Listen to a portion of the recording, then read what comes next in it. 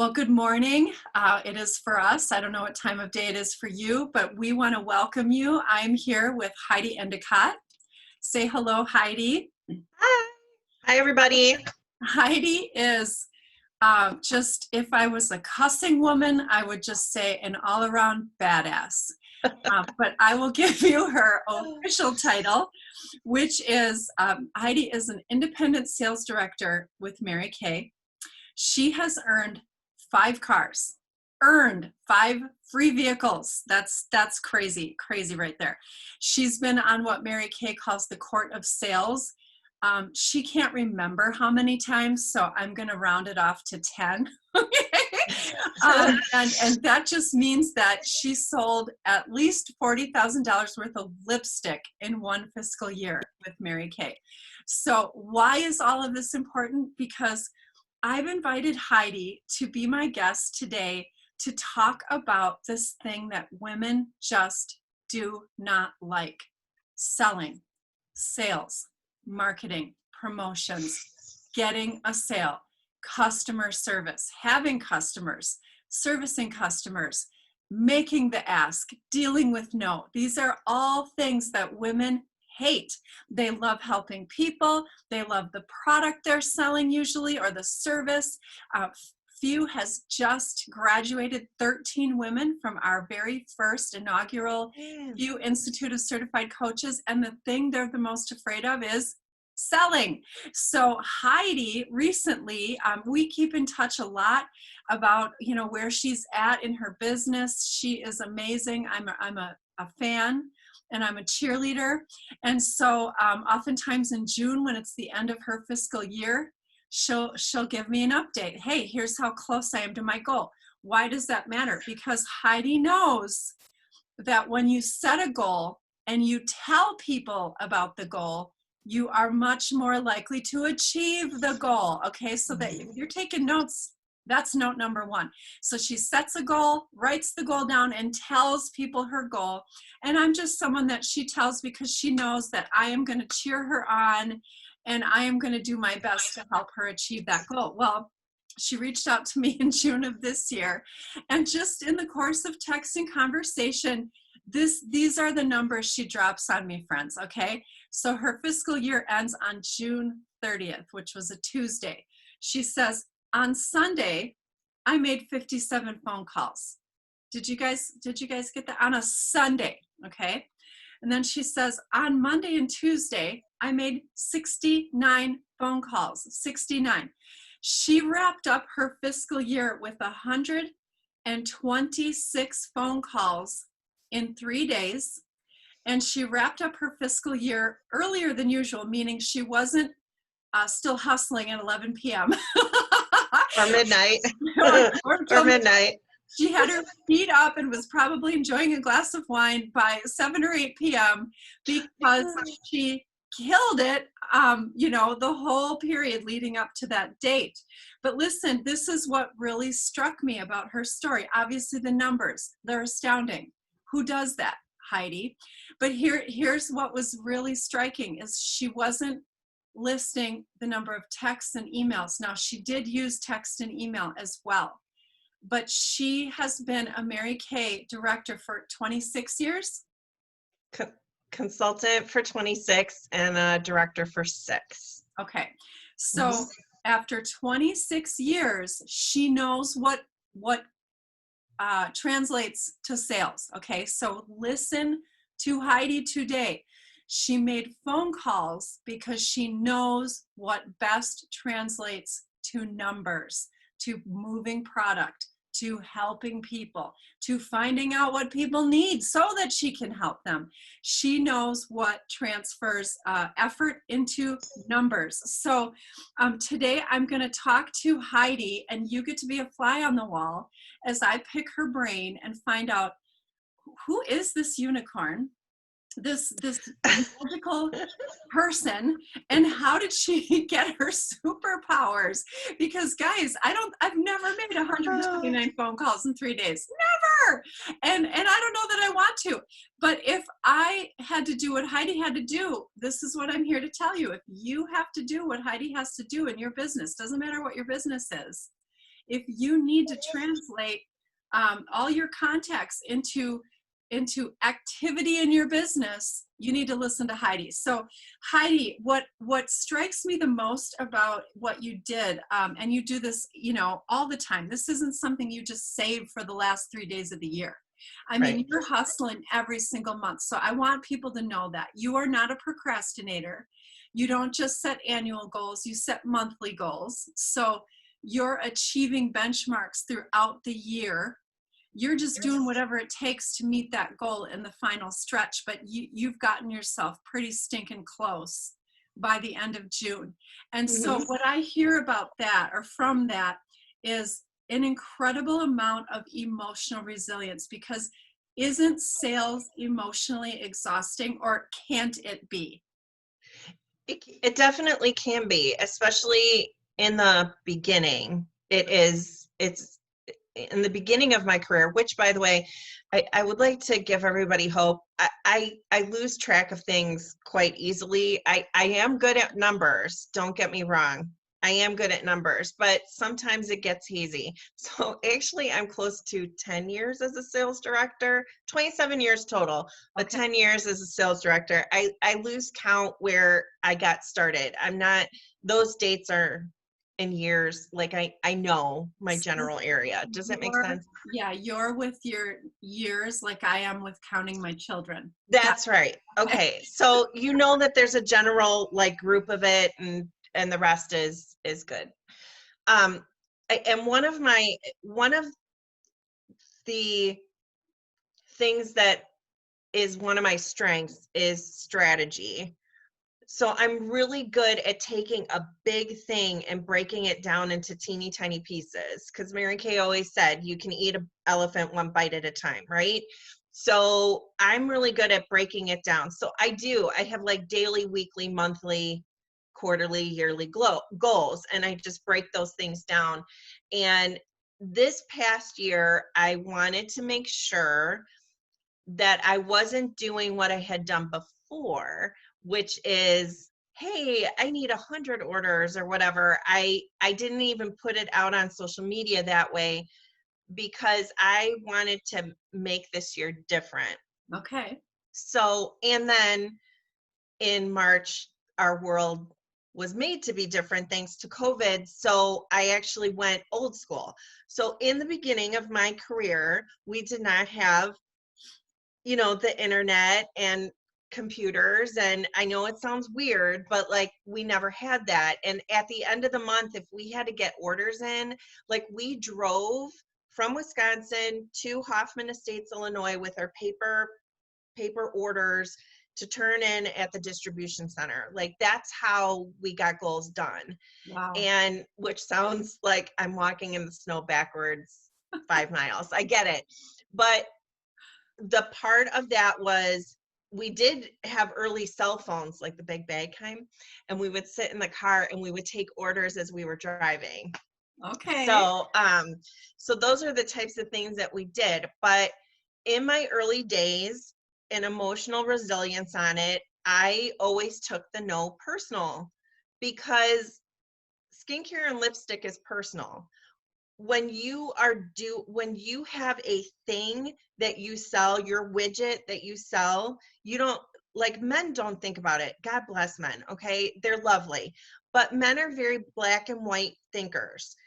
So if you say to a man no, or they get a no, they don't take it personally. And we as women do that. We're like, oh my God, they didn't like my hair. Did I wear the wrong lipstick? Did I do that? Like we put the emotion behind it.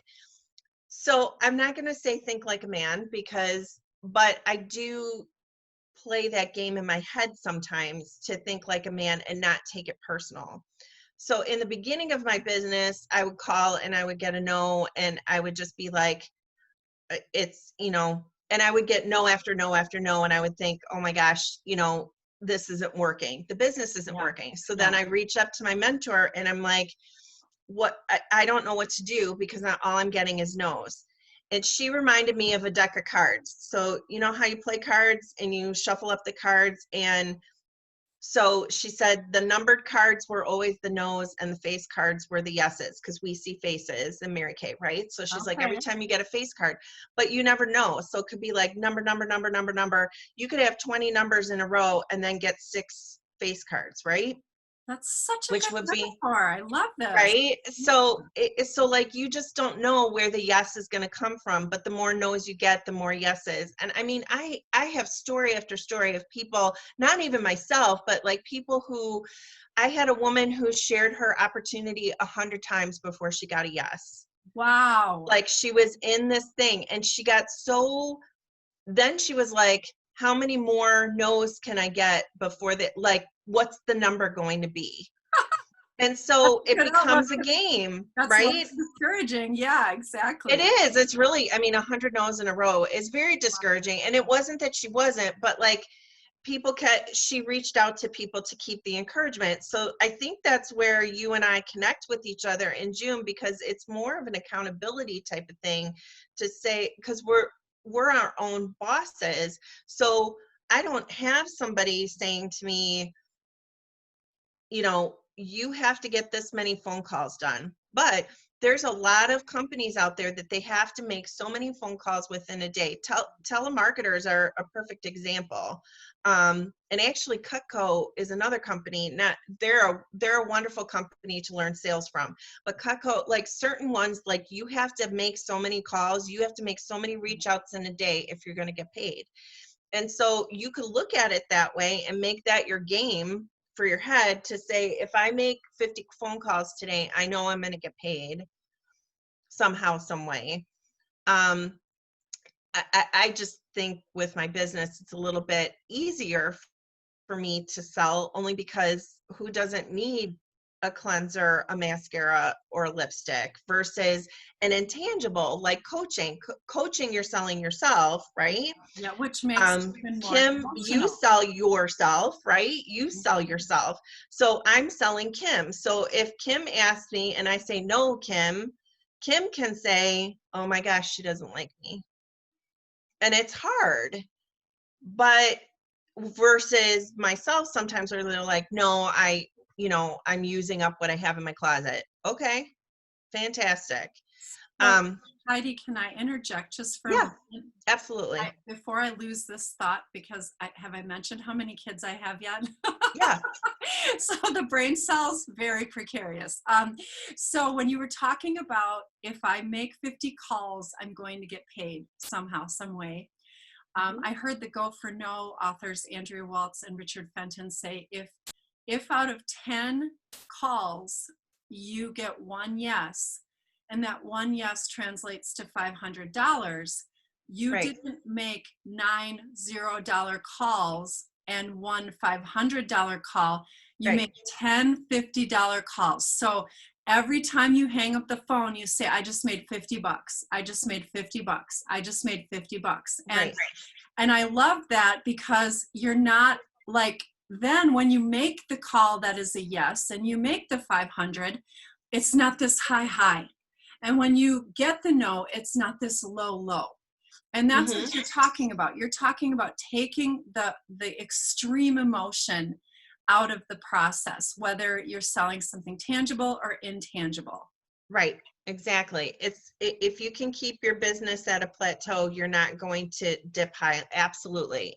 Um, and that's so important. And so I teach my consultants that too, with budgeting and everything else, because sometimes, somebody sells, if their business, you have to build a business. So, one week you might have a $50 sale and another week you have $700, but the month as a whole you sold 2,000.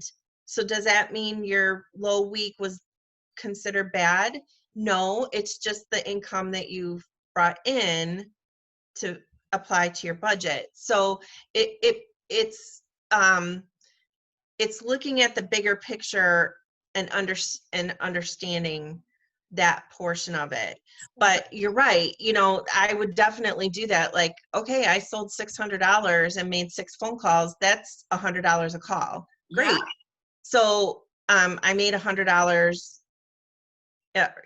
This is what my profit is within the hour, and break that up.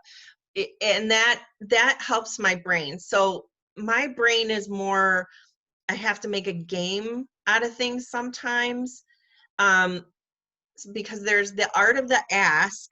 So there's the art of asking, and then there's the art of getting the no. There's two, because you have to be brave enough to pick up the phone and ask, or be brave enough to text, or whatever. What I'm finding right now, so the learning lesson this June went back to 27 years ago. People are desperate for connection, and they're desperate for connection by voice, not just by Zoom like we're on today. It's by voice. And so people want to be connected with you. And so I was actually shocked. So what you said about, the 69 between the 2 days, and that's a lower number than Sunday. I didn't hit as many people on Sunday. So I was just phone calling and leaving messages. Whereas between Monday and Tuesday, I was actually reaching more people. And so they're more chatty. So then, because they're more chatty, because you're talking to them on the phone, you can't crank through as many numbers as you normally would. So that's the difference in those numbers.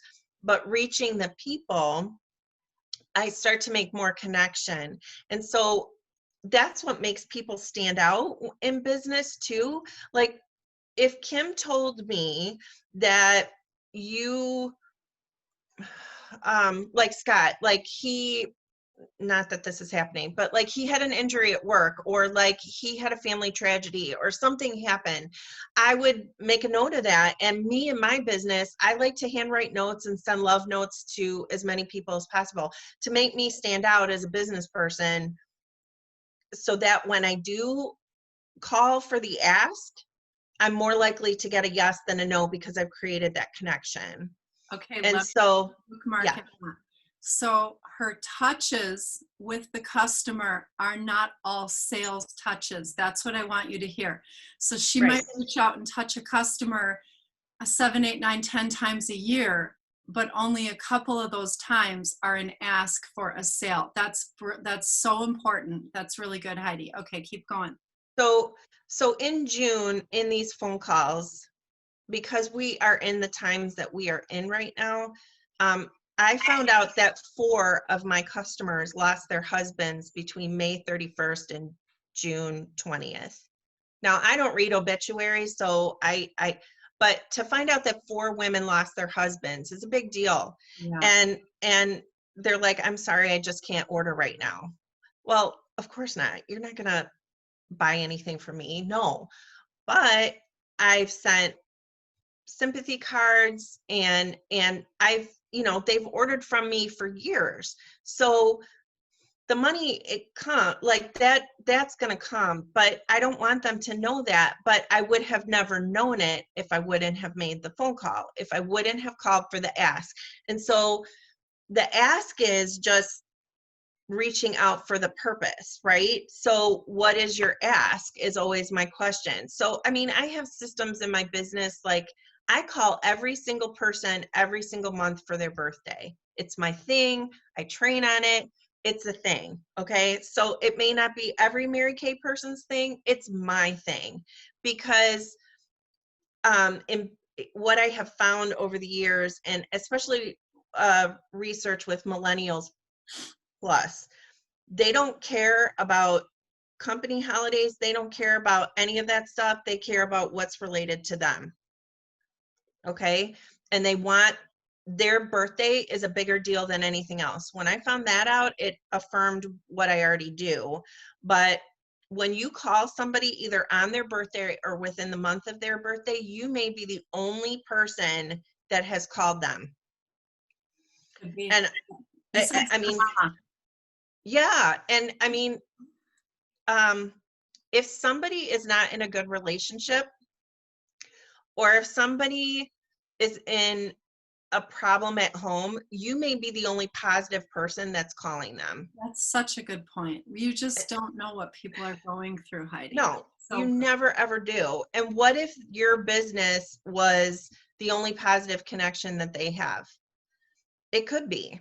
So wait, I want you to think about it. Can you ask that question again?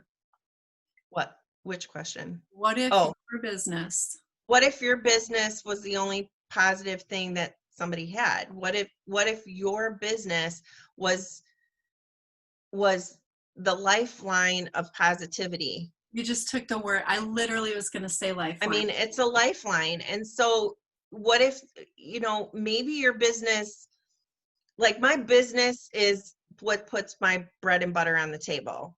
Let's be clear.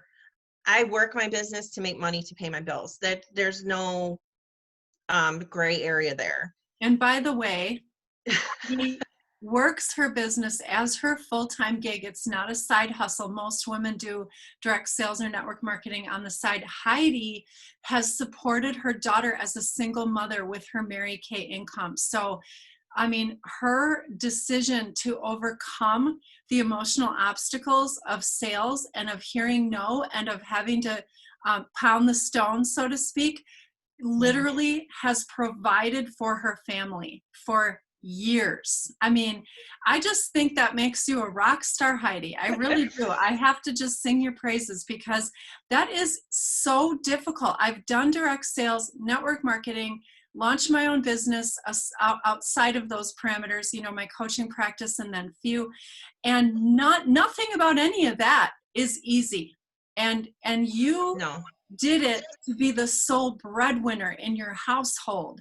And so I want people to hear that, because this wasn't just like, oh, I really want to earn a trip to Greece. I mean, Right. you've earned a lot of trips, you really have, but that was all like, icing on the cake. The cake was, I paid the rent. Right, exactly. I paid We Energies. You're welcome, We Energies. And every once in a while, just so you know, if it makes you feel better, if you still write checks when you send your bills out, put a happy note in the notes section of your check. It just makes things better when, I paid you. So those are games that Heidi plays. So that's the thing. So I have different things that work in my head that could work for you. But what I will tell you, or what I want to reassure everybody, is just because I've been in for 27 years, which I still can't believe it's been that long, I still get nervous. Okay, I still get nervous. I want people to understand, like, even now when I pick up the phone, which I don't have to put it to my ear because it's a cell phone, right? So I have my earpiece in. But like this is still heavy to pick up and reach out. It's still heavy. It's still difficult. And it always will be, because we are women. We are genetically different than men that can turn it off. And no matter how hard we try to turn it off and be like men, it will never ever change, in my personal humble opinion. However, I am still full of butterflies. Like my daughter, even now, she's like, Mom, just like suck it up. You do it all the time. Like, just let the butterflies go. But I still have it. I have butterflies today before I got on with Kim, because it is being outside of your comfort zone, and outside of your comfort zone is uncomfortable. It's meant to be uncomfortable. The more uncomfortable you are, sometimes the more blessings come from that. So say that again. see, it comes out, and then you're making me, I'm like thinking of the next thing. Blessings that come to you. There you go. Listen to Kim. Just rewind, listen to Kim. Don't listen to Heidi. No, I'm kidding. This is a role reversal right here. I know. That's a publishable quote. But I did read, and see, Kim's so good because she pulls up the authors, and I read, but I don't remember which book it is or which author it is. So God love me. Anyway, that's where the glitter brain comes in. But the book that I read said, ask until asking no longer makes you cringe. Wow. And I have that on a Post-it in my bathroom. And if you guys want to come over with your mask on, you can look in my bathroom and see all the Post-its that I have of quotes that I tell myself every day. So that Post-it has been rewritten over and over again, because ask until you no longer cringe. Ask until the ask is no longer makes you uncomfortable. and and I'm always uncomfortable, and that's okay. And sometimes my unit, and they're like, but it rolls off your tongue, Heidi. It just comes out. It's so, but it's just saying the same thing over and over again because you're telling your customer. So if I called Kim up and I'm like, hey Kim, I'm like 20 orders away. What is it that you need? How's your mascara, your cleanser, your lips doing? Do you need sunscreen right now? Do you need, like, that is routine for me. But that doesn't mean picking up the phone and doing the ask isn't uncomfortable, because it always is uncomfortable, because you're walking into somebody's private life. And so then our brain starts going, well, I don't know if she has money. I don't know what if, and that swirl, that tornado part, that's where men are great, because they can turn that off and they're just like, dive right in and go. So when I get a no, especially like in June, when I was getting no's, I'm like, Mary Kay always said, it's not no permanently, it's no right now. It's not now. Yep. It's not now. And so you could call somebody up 3 months from now and they order $500 from you, and you're like, holy cat. Well, that's awesome. But those are the things but you won't know unless you ask. You won't know Right. unless you reach out.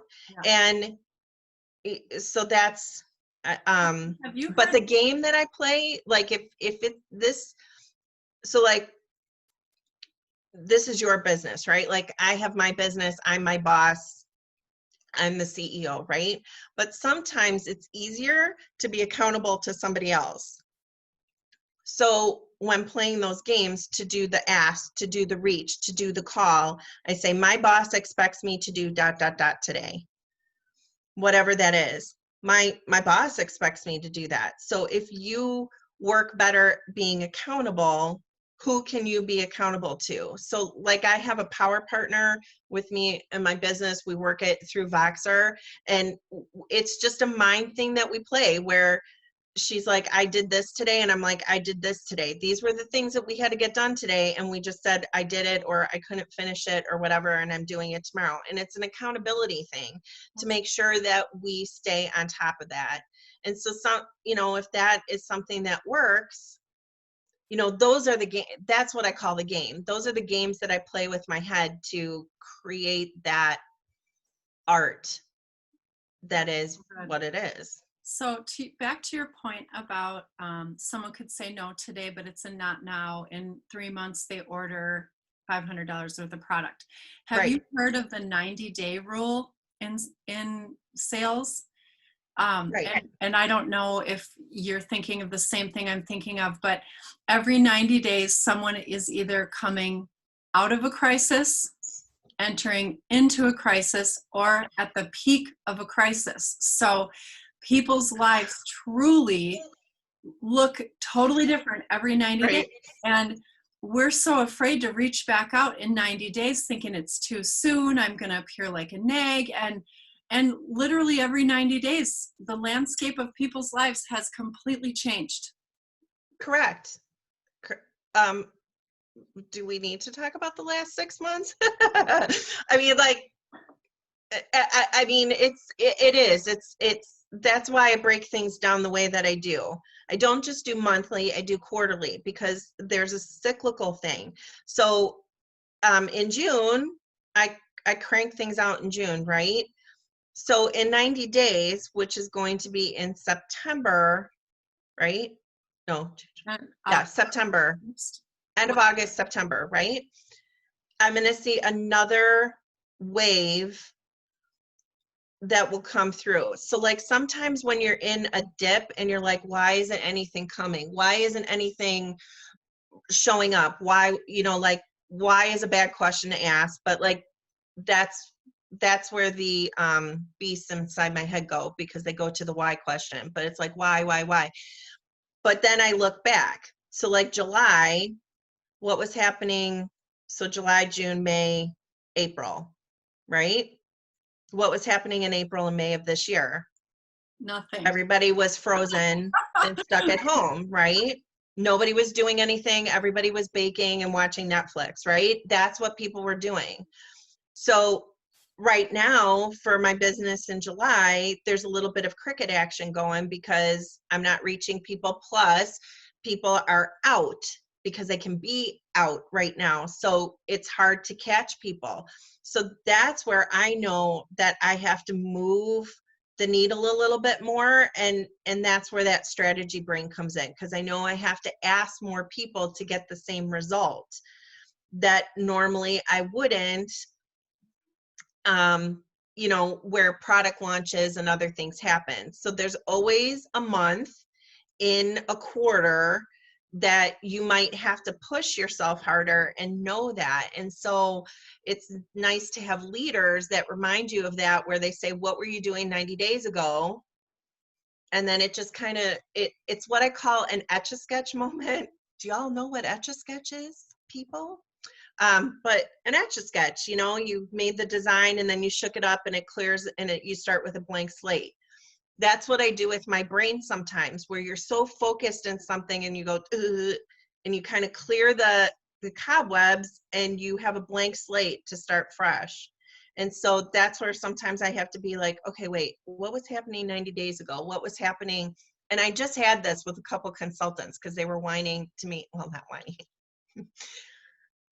Maybe they were whining. Sorry, that wasn't politically correct. But they were, okay. Misery. They were upset. Great. Etch-a-Sketch. They were upset. And I'm like, what were you doing 90 days ago? Well, they weren't doing anything 90 days ago. They weren't. And so I'm like, what can you do different right now? And what, like, if it's 1 in 3 to reach somebody, or 1 in 5, what is your number? And we go through that. Like sometimes it's 1 in 10 calls before you reach a live voice. Sometimes it's 1 in 15. Sometimes it's 1 in 3. It depends. So what is your number? And so usually on average in sales, it's 1 in 5, right? To reach a live person. And so if it takes me 1 in 5 on a good month, it might be 1 in 10 on what I call a cricket month. So right now it could be 1 in 10. So I know that I have to push past the uncomfortableness to hit that number to make sure that I have food on the table for my family. So then I almost go into that mom protection mode, because I'm like, this is about my family. This is no longer about me and how uncomfortable I feel, or that's not what it is. I need to make sure that there's food on the table and milk in the fridge. So how do I have to do that? And who do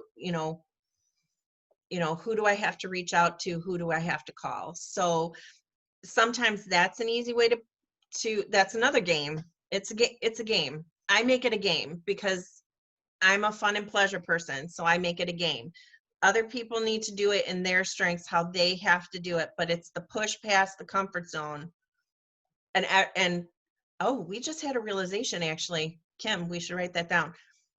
April, everybody was in their comfort zone. Okay. In April of this year, March, April, May, until their states will open back up, everybody was in their comfort zone. So now we're seeing the effects of that, and we have to push past that. Yeah. Ooh, that's good. I should write that down. So give us your best tip for when you get discouraged. First of all, going back to those 3 days where you made 129 calls, did you become discouraged at any point during those 3 days? No, I was uncomfortable before that, because I was like, I don't know where this is coming from. And Lord, I don't know where this is coming from, but I know that you've got this. I've already declared it. I know it's done in my head, but I don't know where you're putting this.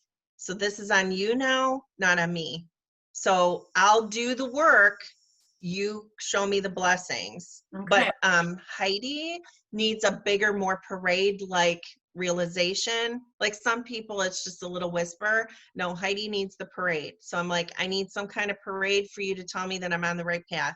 And he does that for me. And I'm grateful that he knows me well enough to do that. The other part is it's my inner circle. And you've taught on that. And I've learned over the years that you have to keep your inner circle tight, super tight. So for example, my family, I would like to precursor. I love my family. My family will walk over a cliff for me at any given point. However, my family after 27 years still doesn't understand my business, my dad especially, and they don't get it. And so I do not talk to them if I'm working on a goal. I talk to them when it's done. Good for you. That's brilliant, brilliant advice. But it's taken me a while to learn that. So my inner circle is super tight, and there were 4 people. Kim's one of them. So there were 3 other people that I spoke to that I only talked to them about, this is where I'm at, this is what I'm doing, this is how I'm doing it. That's also part of my personality. So I know that I can compartmentalize that. So you got to know yourself and how you work. And sometimes people don't have the answer right away, and that's okay. But you can't go to a valley person to get a balcony encouragement. Wow. And so you need to know who's in the valley and who's in the balcony. And so and I remember a leader in our company. She was the #1 person. She came to Brookfield and she did this whole speech, and I still have the cassette tape. I won't let it go because it was such a good speech. And she's the #1 person in the world, in the Mary Kay world, not just in the US, around the world. She was making bank. She's making so much money. And she talked about the balcony and the valley people, and she said, my mother's a valley person. So when I know that I had to speak to my mother, and she spoke to her every week, she had a box of warm fuzzy love notes of people that sent her cards and stuff like that changed her life. She kept the box on the bed, she kept the snack on the bed. I don't think she talked about wine, but she had like her drink and her snack, and she sat in the bed all comforted up and listened to her mother. And her mom would say, like, how's business going? And she would say, oh, our stuff did this, or, I had a $50,000 check. Like she would say these amazing things. And the mom would say, oh, that's great. Do you know your sister did ... and pulled the accolade away from her and always talked about it. Never, and sometimes it wasn't even, oh, that's great. It was just, do you know what your sister did? Do you know what their kids did? Like, it was never about her. It was about everybody else. Wow. And she came to the conclusion that her mom is always going to be that way. And since it won't change, what can I do to, so that's why she had the warm fuzzies. So as soon as she hung up the phone, she could look at the love that could help her, and she ate all that popcorn and drank. Wow. So I'm just going to revise that quote. I had to hijack it and make it my own. hijack it, totally. You can't go to a valley person to get a mountaintop view. Yeah, you can't. When you need the view from up there, hey, what is it going to look like when I get there? The person in the valley cannot tell you that information.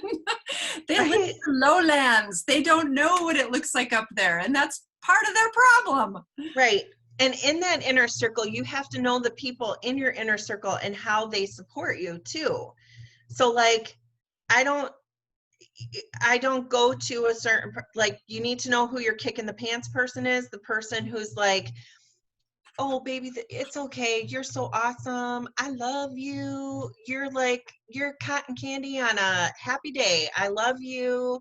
Like, you need to know that person, the one that just showers you in love and affection. You need to know who's the kick in the pants person, and the person who just says, like, you got this. and you need to know who to contact to get the voice in your head to be right to push for the next call. And it may not be your family. And like I said, I love my family. I do. My family and I were tight. I mean, there's people who have told me, I wish I lived with your family because my family's like that. But I know not to contact my family when it comes to business because they don't get it. And so and there's even people in my business, people who have been my mentors before that are no longer my mentors because they can't give me what I need to move forward. Wow, that's so good, Heidi. So I'm hearing that Heidi has her own self-talk, her own internal accountability, but that's only part of it, that you have also put in place external talk that comes from different sources and external accountability. She has a kick in the pants person, a shower her with love person, and a you got this person. And Right. she knows when she needs love, who to go to. She knows when she needs a kick in the pants. By the way, her pants always have buttons because she's a professional, and she knows who that person is, and they might kick the buttons right off those pants. And then she knows who the you got this person is. This is so good. I mean, listen, if you're watching this and you're in sales and your sales translate to We Energies money, you need to start that list of who are these kick in the pants, shower you with love, and you got this people in your circle. And if you don't have them, that's okay. Heidi didn't always have them either. No. I didn't always have them either. You can start at ground zero crafting your inner circle, but that's a whole nother video. We won't get off on that tangent. Right. Oh, and you need the people who will just say, what do I have to pray for? That's the other one too. Because we were just talking about that while I was gone. I mean, there are people where I'm just like, I just need you to pray for this, and they're just like on it. It's not the what's going on? Like I don't need that. I just need you to say I'm on it. And then I know you're praying on it, and then it's done. And I can move to the next thing. But it's good to have, you always have to have a goal. I mean, you have to have some kind of goal. You have to have some kind of finish line. And if you don't write the finish line down, if you don't, like, I work with my consultants per month, and I'm like, you need the picture, you need the thing. And so is it new tires on your car? What is it? What is the thing that you need to work for? And if you tell me it's money for bills, I'm like, that's fantastic, but you need a vision. If you don't have the vision, if you're not looking at something or you don't know what the money is, you can't break that idea down. So you don't know how many phone calls to make. You don't know how many people you have to reach out to. If you don't know that information, you have to, and so it's easier for me because it's a tangible thing, right? Like I know how many mascaras add up to a We Energies bill. When it is an intangible, like coaching is an intangible because there's nothing to grasp on it because it's all working with internal, right? But well, if you how many new clients do you need to bring in each month? correct. Yeah. Mm-hmm. And then that breaks down to how many phone calls and reaches out do you have to make, and who are you reaching out to, and who are you asking for referrals for? If it gives you all any kind of hope, I swear I forget every single time to ask for referrals. I'm getting better every day. But it's not, everybody has their strength. And the thing that I found out the most is I can't be like everybody else, but I can be the best Heidi I can be. Amen. You can't be Heidi, but you can be the best you can be. I can never be Kim. I have one child, if that helps y'all. I could never be Kim with children. I could never be, but I could never be Kim anyway. I'm not tall and willowy and all beautiful Kim that Kim is. I'm not. I don't know what willowy means, but I think that's a good thing. Oh yeah, willowy. Oh no, that's like movie star Oh, cuteness. Yeah. thank you. Y'all have to be with me at some personal time, and I will tell you the moment that Kim Krieger walked in my life, and I was like, oh my God, that's the most beautiful person in the whole wide world. And then she talks about all of her children, and I'm like, I got to know that whole story, so I have to be her friend. But Um, that's like retreat talk, so we won't okay, do are that you now. guys all figuring out who my shower me with love person is? Right But on. see, that's the thing. You have to know your circle. If you just need to feel better about yourself, who are you going to Yes, call? Who's that person? yes, yes, yes. I mean, and movies and TV show that all the time where the girl calls the other girlfriend and the girlfriend's just like, girl, you're awesome. We love you. You have that person. And then you have the person who's like, I can't listen to your excuse. Get off the phone and do what you got to do. Like, you need to know who to call. You need to know how to do that on Yes, top of it. And it's a phone call. Surprise. Because I will tell you, I got more response in those 72 hours by phone, and it's back to phone call. It's back to live stuff, not just text. It's easy to hide behind your computer and your phone yeah, than it is to be uncomfortable to make a phone call. yeah. And let's just be honest, time is a thing. And we're all saying, if I make a call, I might get caught up in a conversation. And Yep. we have to stop looking at it like that and look at it like, if I make a call, I might deepen the connection. If I Yep. make a call, I might be able to serve this person.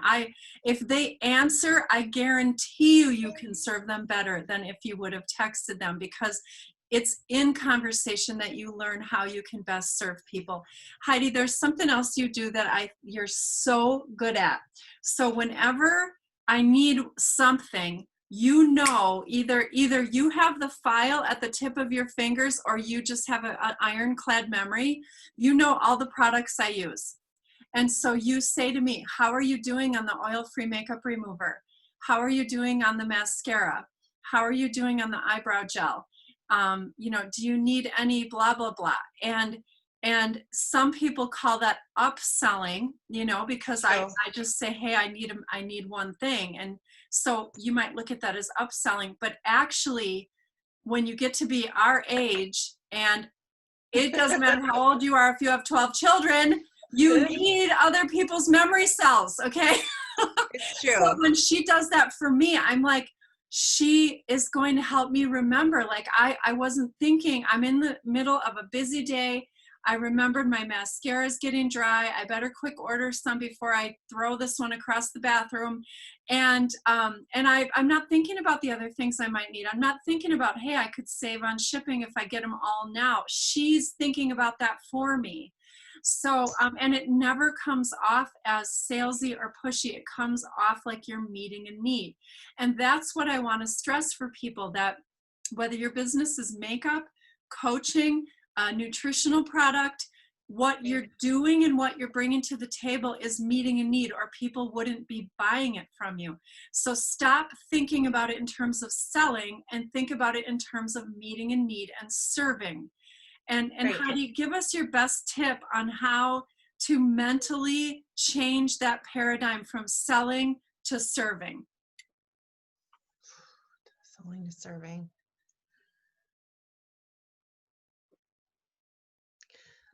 Ooh, I'm gonna have to say that I've never looked at it as selling. Wow. I don't think I ever have, but I'm different. My DNA is different that way, I think, because I don't look at it that way. I look more along the lines of servanthood. It's servanthood. And I want to encourage everybody to say it's not, everything is not something in roses either. I do the follow-up. I make sure people are happy. Sometimes they walk away from something, and do I take that personally? Yeah, I do. I mean, where people start with like skincare or something, and it doesn't work for them, and they tell me that they're not happy, and then it's like, oh, I failed. Like my mind goes to how I failed. First thought. Second thought is, what could I have done different? Could I have followed up sooner? Could I have done something better to improve it to the next time? But the selling point of it becomes, like you said, like I keep great notes. It's a system. It's not just me, it's a system. So I can cheat and say and look really good that way. But I do keep paper records still. I encourage you to do that. Write things down, keep paper records, keep a great database besides a cloud-based, just in case, just in case, just in case. The other part of it, I would say, is the upselling portion of it, so to speak, is it's just putting two and two together. So if you bought mascara, I'm going to ask you if you need an eye makeup remover because they go together. If you bought a day cream, I'm going to ask you how your night cream is because they go together. And that's just the questions. But the rule of sales is to ask 3 times. I learned that a long time ago. So you ask for an upsell 3 different times. So Kim orders mascara from me and I say, how's your eye makeup remover doing? I'm fine with that.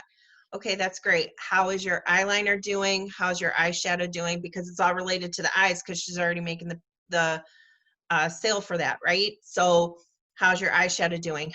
And you say, oh yeah, my biscotti eyeshadow is out of, I'm out. Add one of those on. Okay, great. How's your foundation doing? How's your, you ask until I get no 3 times. If I already have like an open sale going, I'll ask until I get it about 3 times. And that's pretty good without ticking them off. Yeah.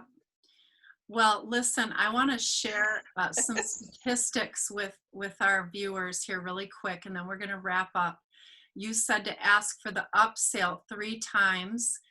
Let's talk about the initial ask. So you have a contact you have not yet converted into a customer.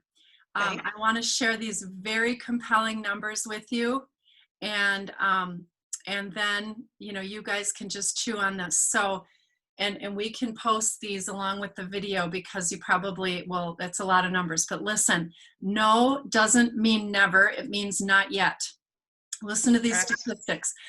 44% of salespeople give up after 1 ask. Okay, so 1 time they say no, you don't contact them again. 22% of salespeople give up after 2 asks.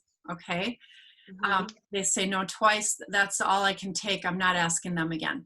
14% of salespeople give up after 3 asks. Okay, so that means 86% of salespeople have, or no, let me just back this up. 14% of salespeople give up after 3 asks, hold that, and 12% of salespeople give up after 4 asks. That means 92% of all salespeople give up before asking a 5th time. Okay, that leaves 8%. 8% of people in sales will go back and ask a 5th time. Now listen to this next number. This is going to blow your mind.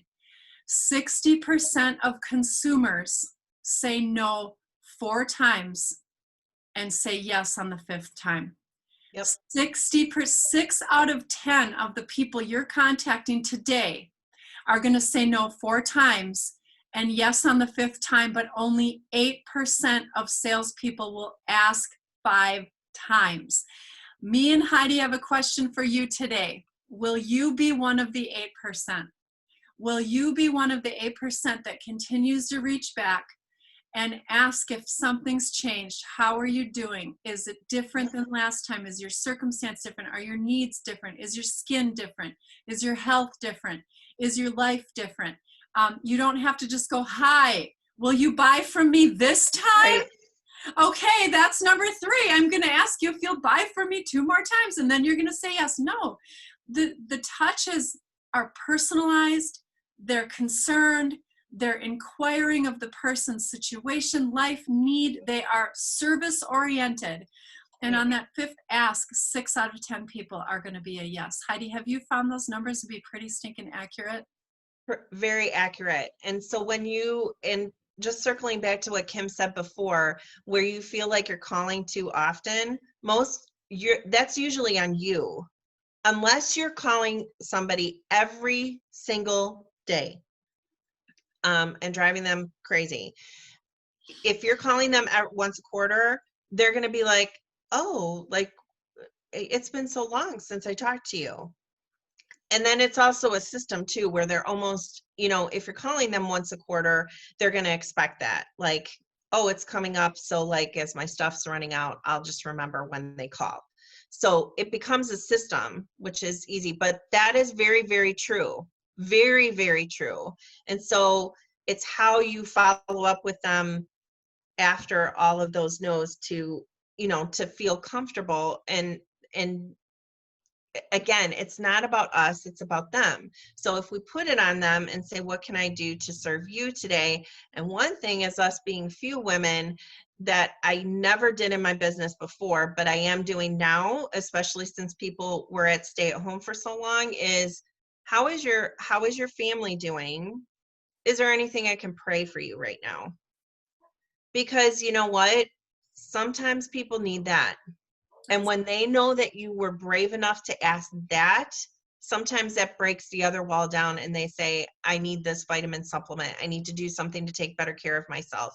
I need this. I need this. Yep. So even I have one customer. Oh, I love her so much. She's been with me a long time. So she's 82 now. So I love her because she calls me honey. And she's like, hi, honey.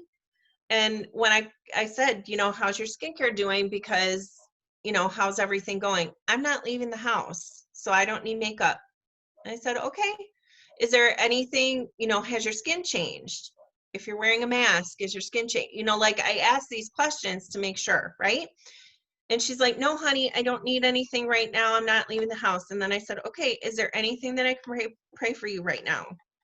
Could you pray for my son? He's an essential worker. Absolutely. Put him on my prayer list. And then the last week of June, she called me and she said, hi, honey, I'm leaving the house more. I got to go out to coffee with my girlfriend and I didn't realize how low my lipstick was. Here's what I need. And it was ... and it was like $150 of skincare and other stuff. So sometimes it's just, it's really not about us. It's about the servanthood, I think. Yeah. And it's hard because we put it on ourselves because it is personal. I'm not dismissing that. This is personal. I'm putting food on the table. This is personal. But if I take myself out of the equation, it becomes easier. So this quote that I learned in network marketing, the person who serves the most people wins. The person who serves the most people wins. And Heidi, right. You are a shining example of someone on a mission to serve people. Thank you for telling us your secrets and your story today. We're so excited to have you in our lives as one of the few women, because not only are you a badass and in sales in your life, but you are a perpetual cheerleader. So if you guys need encouragement, Heidi's your girl. She will cheer you on. You heard her shower me with love. She's my shower me with love person. So you go ahead and get to know Heidi, and you'll have a shower me with love person in your life. Heidi, thank you for your time. Blessings on your business. I hope that we need to do this again next year, because you just do something even more extraordinary, which I am confident that will be the case. Let's declare that. We'll just declare that right now. Thank you. All right, you guys will be extraordinary and tell your story. Bye-bye.